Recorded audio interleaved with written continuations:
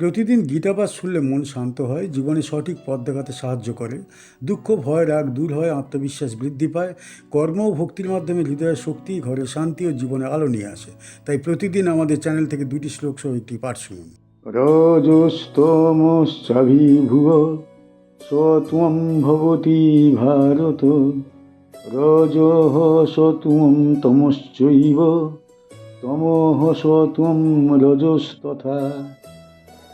হে ভরতবর্ষীয় অর্জুন, কখনো রজগুণ তমগুণকে অতিক্রম করে সত্যগুণ প্রবল হয়, আবার কখনো সত্য ও তমগুণকে অতিক্রম করে রজগুণ বৃদ্ধি পায়, আবার কখনো কখনো সত্য ও রজগুণকে অতিক্রম করে তমগুণ প্রাধান্য লাভ করে। রজহ মানে রজগুণ, তমহ মানে তমগুণ, চ মানে এবং, অভিভূয় মানে পরাজিত করে বা অতিক্রম করে, সত্ত্বম মানে সত্যগুণ, ভবতি মানে প্রবল হয়, ভারত মানে হে অর্জুন, রজহ মানে রজগুণ, সত্ত্বম মানে সত্যগুণ, তমহ মানে তমগুণ, চ মানে এবং, এব মানে নিশ্চয়ই, তমহ মানে তমগুণ, সত্ত্বম মানে সত্যগুণ, রজহ মানে রজগুণ, তথা মানে তেমনভাবেই। এই শ্লোকে ভগবান শ্রীকৃষ্ণ মানুষের অন্তর্জগতে 3 গুণের পারস্পরিক সংঘর্ষ ও পরিবর্তনের প্রক্রিয়া ব্যাখ্যা করেছেন। মানুষের মন ও স্বভাব কখনো স্থির থাকে না। সময়, পরিবেশ, চিন্তা ও কর্মের প্রভাবে এক এক সময় এক এক গুণ প্রাধান্য লাভ করে। যখন সত্য গুণ প্রবল হয়, তখন মানুষের মন শান্ত, নির্মল ও জ্ঞানমুখী হয়ে ওঠে। সে ধর্ম, নীতি ও ভগবত চিন্তার প্রতি আকৃষ্ট হয়।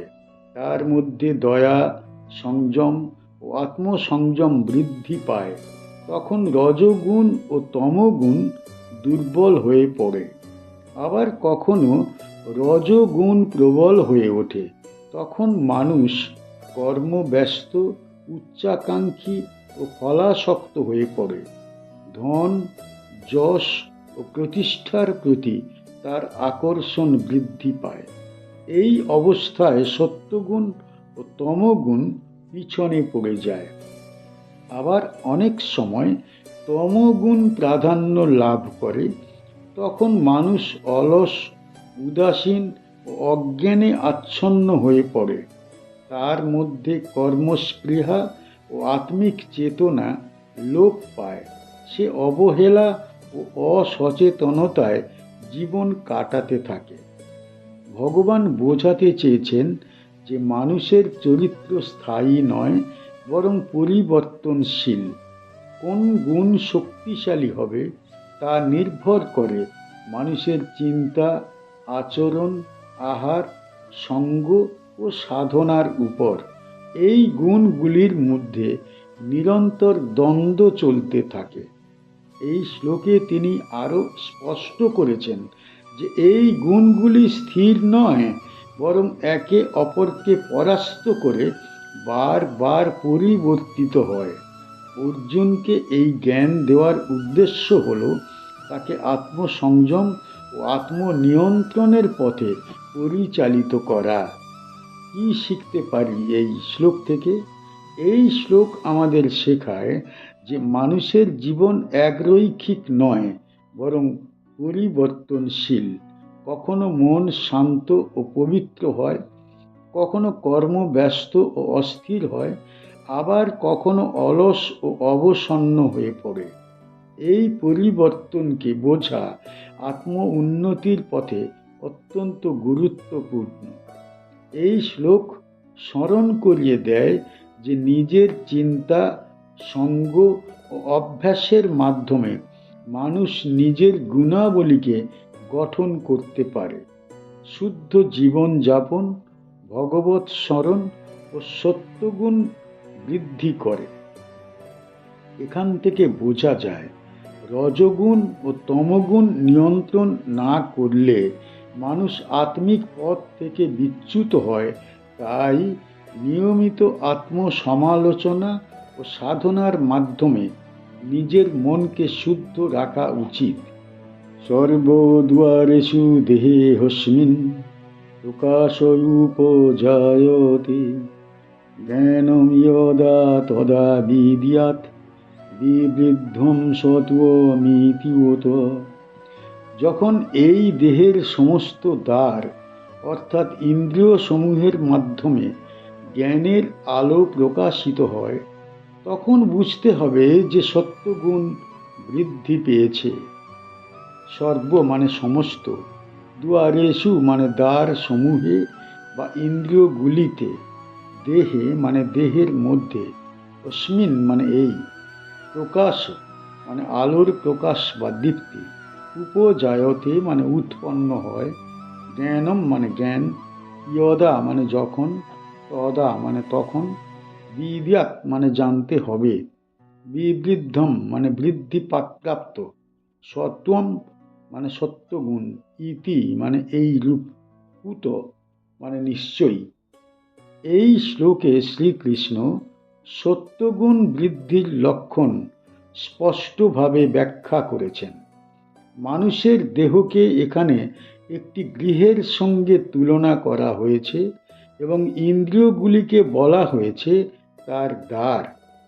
চোখ, কান, নাক, জিহ্বা ও ত্বক, এই পাঁচটি জ্ঞানেন্দ্রিয় এবং বাক, হাত, পা প্রভৃতি কর্মেন্দ্রিয়ের মাধ্যমে মানুষ জগতের সঙ্গে সংযোগ স্থাপন করে।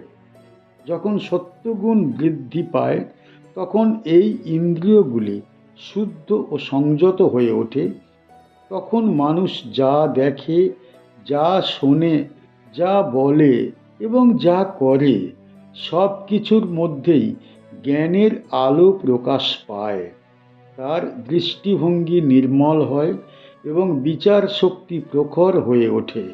এই অবস্থায় মানুষের মধ্যে সত্যের প্রতি আকর্ষণ বৃদ্ধি পায়। সে ধর্ম, নীতি ও ভগবত চিন্তার প্রতি আগ্রহী হয়। সংসারের ভোগ বিলাস তার কাছে গৌণ হয়ে যায়। আত্মার কল্যাণই তার কাছে তখন প্রধান লক্ষ্য হয়ে ওঠে। শ্রীকৃষ্ণ এখানে বোঝাতে চেয়েছেন যে সত্যগুণ কেবল মনের মধ্যে সীমাবদ্ধ নয়, বরং মানুষের সমস্ত আচরণে তার প্রকাশ ঘটে। কথা বলার ভঙ্গি, চলাফেরা, খাদ্যাভ্যাস, চিন্তাধারা, কর্মপ্রবণতা সব কিছুর মধ্যেই তার প্রভাব দেখা যায়। যখন সত্যগুণ বৃদ্ধি পায় তখন মানুষের অন্তরে শান্তি ও স্থিরতা জন্মায়। ক্রোধ, লোভ ও অহংকার ধীরে ধীরে দুর্বল হয়ে পড়ে। মন হয়ে ওঠে প্রসন্ন ও প্রশান্ত। এই অবস্থায় আত্মজ্ঞান লাভের পথ সুগম হয়। এই শ্লোকে বিশেষভাবে সত্যগুণ বৃদ্ধির লক্ষণ তিনি তুলে ধরেছেন। মানুষকে অর্থাৎ অর্জুনকে বোঝানো হচ্ছে যে আত্মিক উন্নতির পথে অগ্রসর হলে মানুষের মধ্যে কী পরিবর্তন দেখা যায়। এই জ্ঞান সাধকের পক্ষে অত্যন্ত সহায়ক। কি শিখতে পারি এই শ্লোক থেকে? এই শ্লোক আমাদের শেখায় যে প্রকৃত জ্ঞান কেবল বই পড়ার মাধ্যমে অর্জিত হয় না, বরং তা মানুষের আচরণ ও চরিত্রের মধ্য দিয়ে প্রকাশ পায়। যখন চিন্তা ও কর্ম শুদ্ধ হয় তখনই বোঝা যায় যে সত্যগুণ বৃদ্ধি পেয়েছে। এই শ্লোক মনে করিয়ে দেয় যে ইন্দ্রিয় সংযম আত্মিক জীবনের ভিত্তি। চোখ, কান ও জিহ্বাকে নিয়ন্ত্রণে রাখলে মন ধীরে ধীরে পবিত্র হয়ে ওঠে। এখান থেকে বোঝা যায় যে সত্যনিষ্ঠ জীবনযাপন, সৎ সঙ্গ ও ভগবৎ স্মরণ মানুষের অন্তরে জ্ঞানের আলো জ্বালিয়ে দেয়। এই আলোই মানুষকে অজ্ঞানতার অন্ধকার থেকে উদ্ধার করে। আমাদের চ্যানেলের গীতা পাঠ কেমন হয়েছে, ব্যাখ্যা কেমন হয়েছে, আপনার কেমন লেগেছে কমেন্ট বক্সে অবশ্যই জানাবেন এবং প্রতিনিয়ত গীতা পাঠ শোনার জন্য চ্যানেলটা অবশ্যই সাবস্ক্রাইব করে রাখুন। দেখা হচ্ছে পরের ভিডিও।